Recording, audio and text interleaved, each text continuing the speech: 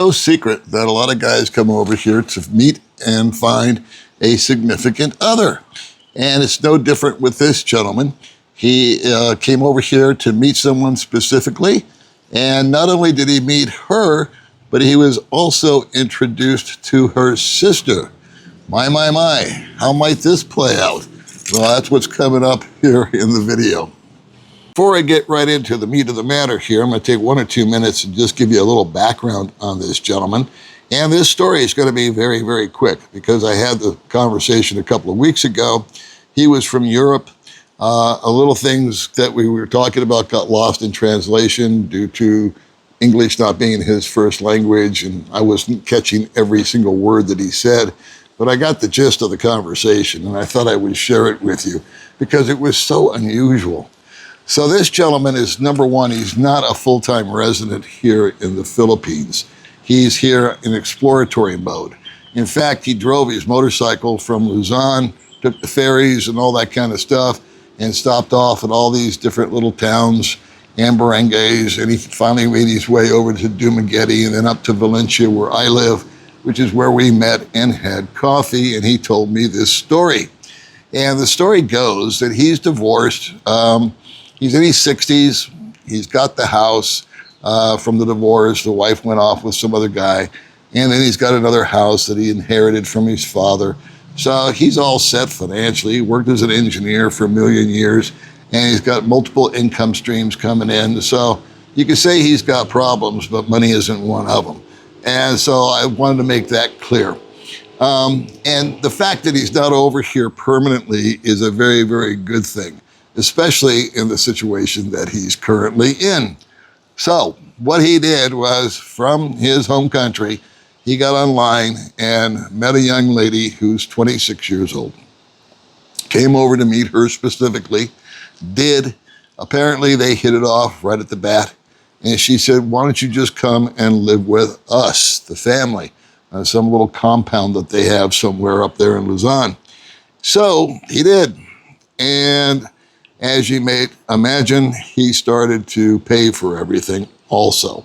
I kid you not, Grandma got sick and went into the hospital. How many times has that happened?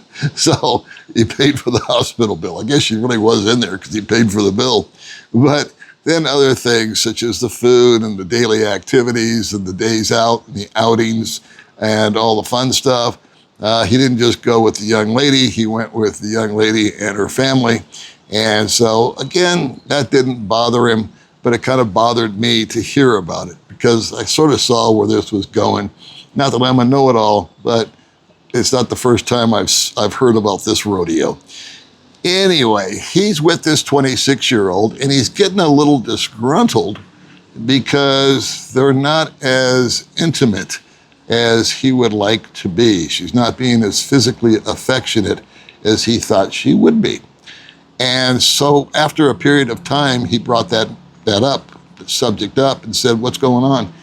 Is there something wrong with me? And she said, no, there's nothing wrong with you, but I have to confess, I'm bi. And I actually prefer women to men. And so I thought to myself, wow, that's like every guy's fantasy.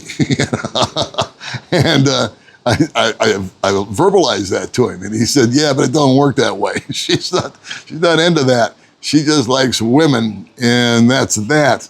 And I said, okay, no harm, no foul. He said, but then she told him, you know, my sister so-and-so, yes, younger sister, she's 23, she's interested in you. And so, how about her? And he said, yeah, okay, fine. And so I guess he just moved to the next room with the 23-year-old. Anyway, this goes on for a period of time. The details escape me because, number one, the accent and everything, I wasn't picking up on every single word he was saying. And it was a couple of 3 weeks ago, and I got, brain fog. But the gist of it is he moved in with the 23-year-old or started sharing quarters with her. And lo and behold, the physical intimacy with her paled over time. And he asked her, was it me? Is there something wrong? And this is a really nice guy, nice, clean looking, tall, good looking fella in his 60s. Nothing wrong with him at all. Super nice man. And she said, no, but like my sister, I too am bi. And I too prefer females to males. At that point in time, I couldn't help but interject. And I said, listen, man, I don't give advice. I just listen and wish you the best of luck. But may I make a suggestion? He said, sure, Paul. And I said, have you considered maybe just removing yourself from this situation while you're here in the Philippines? Maybe just get on the bike, pack up your stuff. You can go stay in the same town if you want to. I don't know.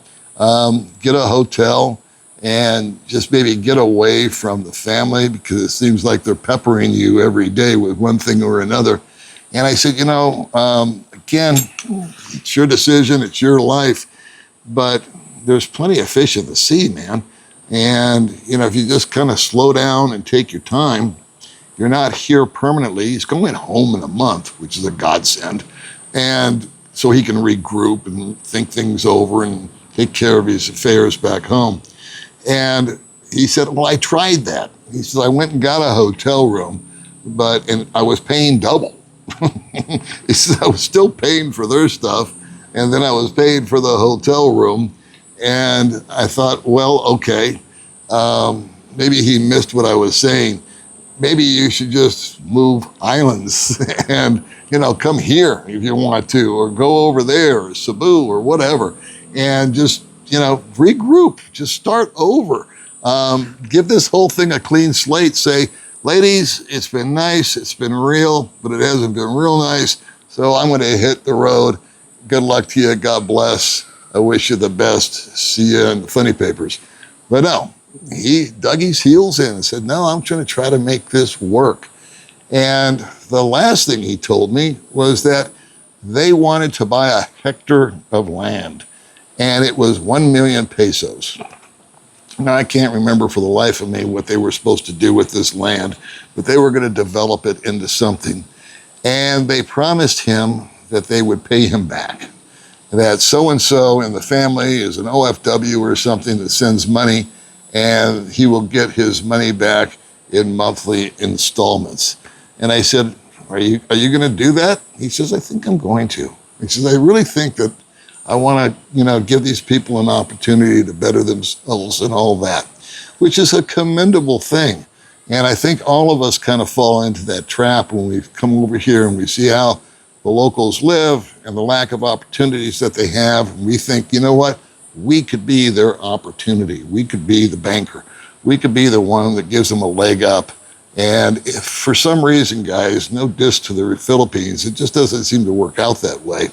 I've learned over the years that when someone asks for a loan, I simply say, I don't loan money.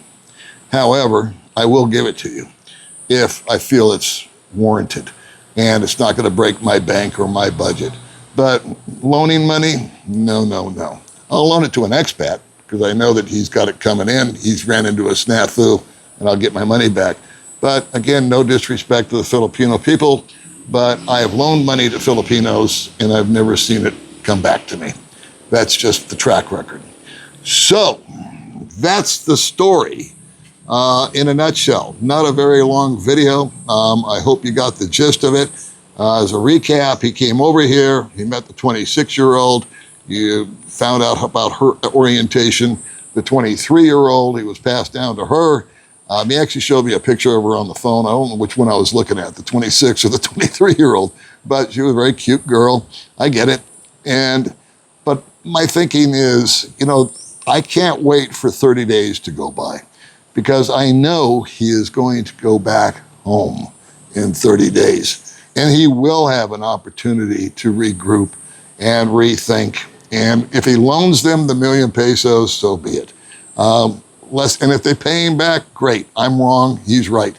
If they don't, I don't think it's going to change his lifestyle because he's not living check to check by any stretch of the imagination.